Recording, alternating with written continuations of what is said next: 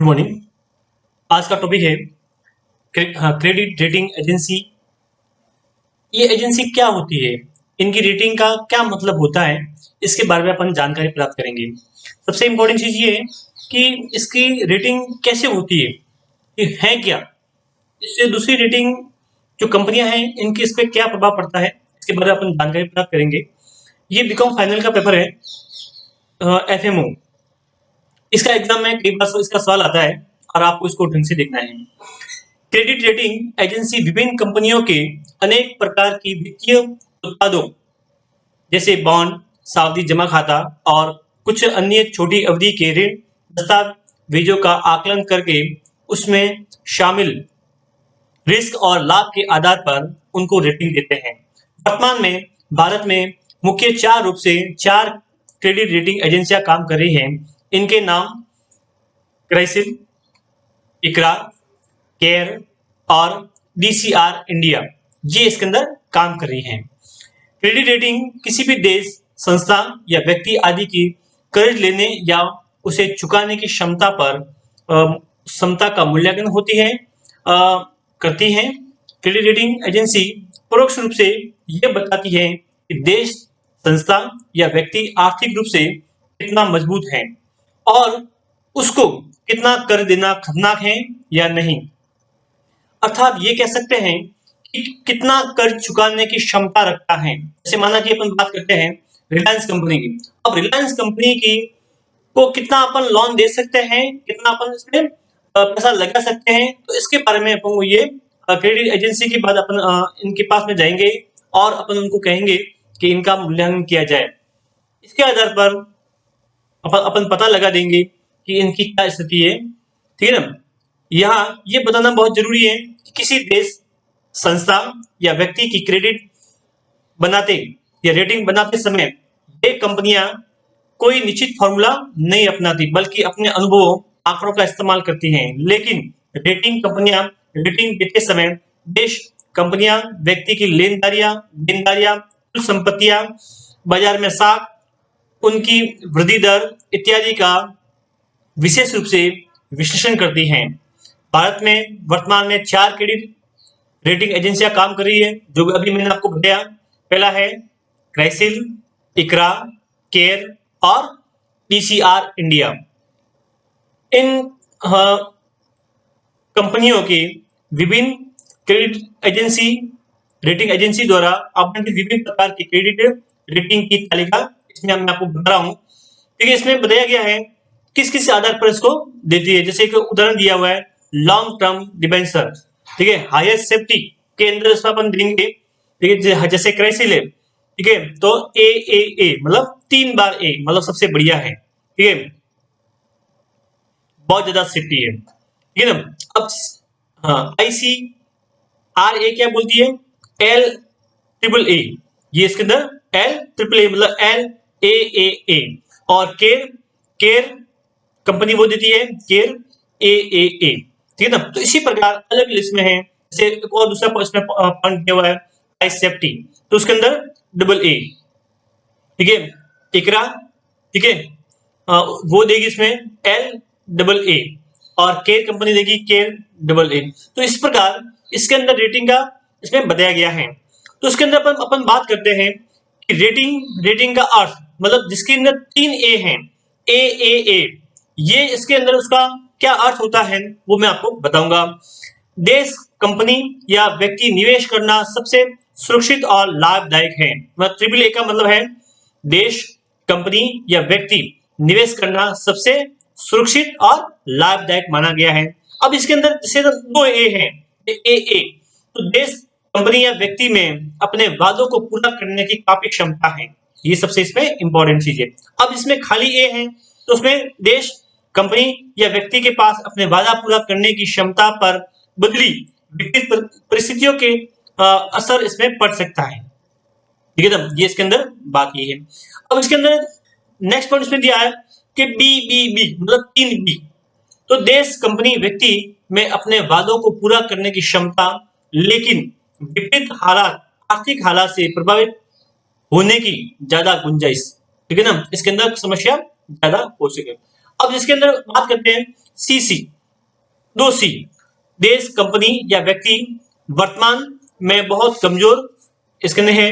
दूसरा इसमें बात किया डी, खाली डी की अपन बात करते हैं, इसके अंदर इसमें बताया गया केवल डी, देश, कंपनी या व्यक्ति आधार उधार लौटाने में असमर्थ है, इसके अंदर ये माना गया है। ठीक है ना, ये इसमें अति महत्वपूर्ण पॉइंट इसमें जो आपको मैं ये बताया है। अगर अंतरराष्ट्रीय स्तर पर विभिन्न क्रेडिट एजेंसी रेटिंग एजेंसी की बात की जाए तो इस समय रेटिंग की दुनिया में तीन बड़े नाम हैं, स्टैंडर्ड एंड पुअर, मूडीज और फिच। ठीक है, सबसे पुरानी एजेंसी स्टैंडर्ड एंड पुअर जिसकी नींव 1860 में हेनरी पुअर ने रखी थी। ये कई बार एग्जाम में सवाल आता है कि स्टैंडर्ड एंड पुअर जिसकी नींव किसने रखी थी और कब रखी गई थी, आपको क्या बताना है, 1860 में हेनरी पुअर ने रखी थी। मूडीज की स्थापना 1909 में जॉन मूडी के नाम से एक व्यक्ति था, उसने की थी। तीसरा है प्रसिद्ध रेटिंग कंपनी एजेंसी फिंच, जो कि स्टैंडर्ड एंड पुअर और मूडीज का छोटा रूप है। आज दुनिया के रेटिंग व्यवसाय का करीब 40% कारोबार स्टैंडर्ड एंड पुअर और मूडीज के कब्जे में है। ये सबसे इंपॉर्टेंट है कि इसमें कई बार इसमें एग्जाम में छोटे छोटे सवाल ये बनते हैं। दूसरा इसके अंदर अपन बात करते हैं क्रेडिट रेटिंग एजेंसी का महत्व क्यों बड़ा है, ये भी इसके अंदर सबसे इंपॉर्टेंट पॉइंट कि क्रेडिट रेटिंग एजेंसियों का इतना महत्व क्यों है वर्तमान समय में।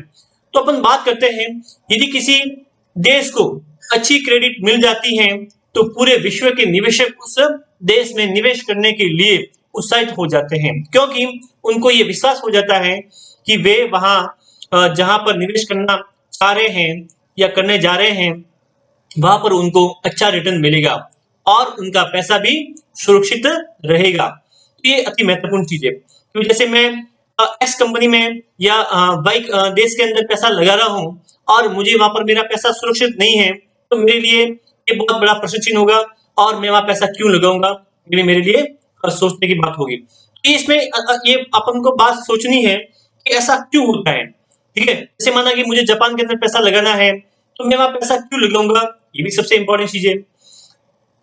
यदि यही बात किसी कंपनी या व्यक्ति के बारे में लागू होती है तो यदि किसी कंपनी की रेटिंग या एजेंसी द्वारा अच्छी कर दी गई है तो उस कंपनी को बाजार में पैसे उधार लेने में परेशानी नहीं होगी, साथ ही बाजार में अच्छी छवि के कारण उसके शेयर बाजार में महंगे बिकेंगे। यही कारण है कि देश, कंपनी या व्यक्ति हमेशा अच्छी रेटिंग की खोज में रहते हैं। ये भी बहुत अच्छा सवाल इसमें है।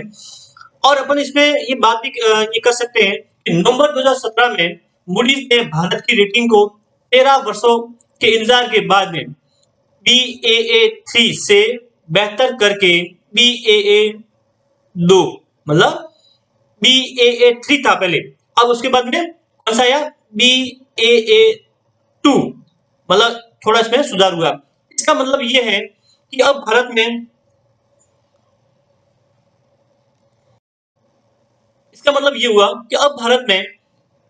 की अर्थव्यवस्था हलचल से मुक्त अर्थात स्टेबल है और यहाँ पर बड़ी मात्रा में निवेश किया जा सकता है। ये भी इसके अंदर अति महत्वपूर्ण है।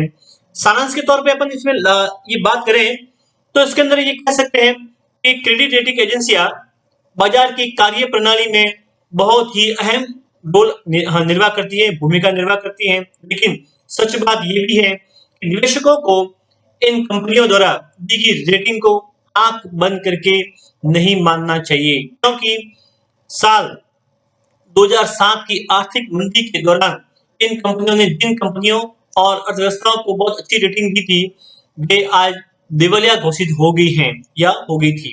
तो ये सबसे इसमें कि कंपनी की इसमें आर्थिक स्थिति को अपन देखेंगे, उसके बाद ही अपन को पता लगेगा कि इसमें कौन कौन सी इसके अंदर इंपॉर्टेंट इसके अंदर पॉइंट है, कंपनी में क्या क्या चीज इसके अंदर मौजूद है। तो ये आज के इसमें कुछ टॉपिक थे, इंपॉर्टेंट टॉपिक थे, तो आपको इसके अंदर अपन बात की है। तो अपन को इसका जो सवाल आता है कि क्रेडिट रेटिंग एजेंसी क्या है और इनकी रेटिंग का क्या मतलब होता है, तो आपको इसके अंदर आपको बतानी है कि क्रेडिट ये एजेंसियां क्या करती है तो उसके अंदर आपको क्या बताना है उसके अंदर, हाँ, कर्ज चुकाने या उसे लेने की क्षमता या मूल्यांकन करना, ये सबसे इंपॉर्टेंट है कि आप किसी कंपनी में पैसा लगा रहे हो तो उसमें पैसा कितना लगाया जा सकता है और उसकी क्या उसके ऊपर ये कि शोधन क्षमता कितनी है, ठीक है, वो पैसा वापस देगी या नहीं देगी, ये भी इसके अंदर इंपॉर्टेंट है, मैंने आपको बताया। इसके अंदर 4 कंपनियां काम कर रही है, क्राइसिल, ठीक है, इक्रा, केयर और डीसीआर इंडिया, ये 4 कंपनी इसके अंदर काम कर रही है, ठीक है। और इसके अंदर सबसे जो पुरानी है, जो मैंने अभी आपको बताया, कौन सी है सबसे पुरानी, स्टैंडर्ड एंड पुअर, जिसकी नींव 1860 में हेनरी पुअर ने रखी थी, ठीक है ना। दूसरा इसका कौन सा है, मूडीज की स्थापना की थी, हाँ, 1909 में। तो ये इसमें अपने ये बात की है। तो इसका जो सवाल बनता है, ये 15 नंबर का भी सवाल बनता है और 7 नंबर का भी सवाल बनता है, ठीक है। कई बार एग्जाम में ये सवाल आता है कि ट्रिपल ए का मतलब क्या होता है, डबल ए का मतलब क्या होता है, ए का मतलब क्या होता है, ठीक है, ट्रिपल बी का मतलब क्या होता है, बी बी बी इसका मतलब क्या होता है, ठीक है। तो ये आपको क्रेडिट रेटिंग के संबंधित सवाल है, तो इसको आपको याद करना है। हाँ, इसके संबंध में कोई आपको समझ में पॉइंट नहीं आया है तो आप मुझे वापस पूछना। इसका सवाल एग्जाम में 112% आने की संभावना रहती है, ठीक है, तो आपको इसको याद करना है और इसमें कमेंट करना, शेयर करना और उसको लाइक करना और फॉरवर्ड भी करना, ठीक है ना।